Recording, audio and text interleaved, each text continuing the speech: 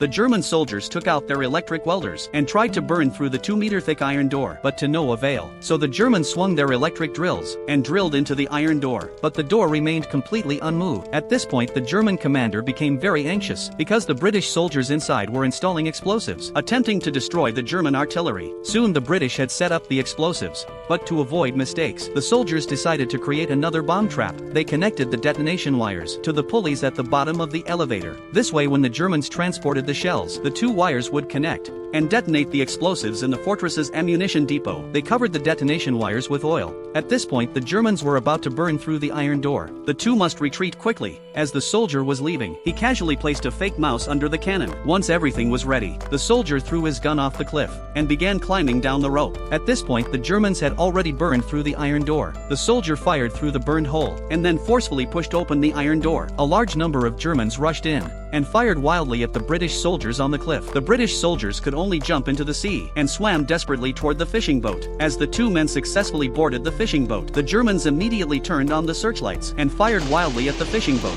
In the midst of the crisis, the captain who was hiding under the cliff quickly fired his gun and blew up the searchlight. The captain then successfully boarded the fishing boat and conveyed the order to attack to the Allied forces. At this point, the German radar also detected that the Allied fleet was rapidly approaching. The German troops quickly calculated the enemy ship's coordinates, but before firing the cannons, they had to eliminate potential hazards. The German troops carefully inspected the ammunition depot, and then the mine clearance troops began clearing mines. At this point, a soldier noticed a rat under the cannon. He carefully picked up the rat by its tail and was about to throw it away, but was stopped by the German officer. The German officer ordered the mine clearance troops to inspect it. The mine clearance troops used pliers to pick up the rat. The next second,